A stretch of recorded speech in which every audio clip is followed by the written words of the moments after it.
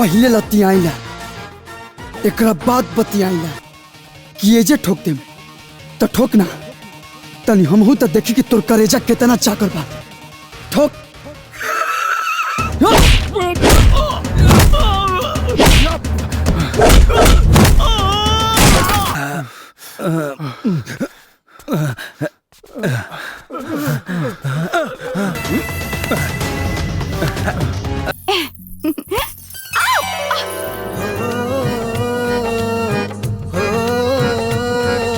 बाबूजी ई कोयल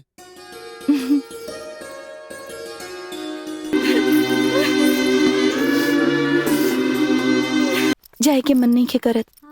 अरे तकी कहता जाए के रुक जाना। रुक जाती लेकिन बाबूजी राह देख रहल बाड़े और रुके के कोनो वजह भी तो चाहिए नु। सिंदूर की डब्बी लागता गलती से आ गई। इला चाची की दे दी हा।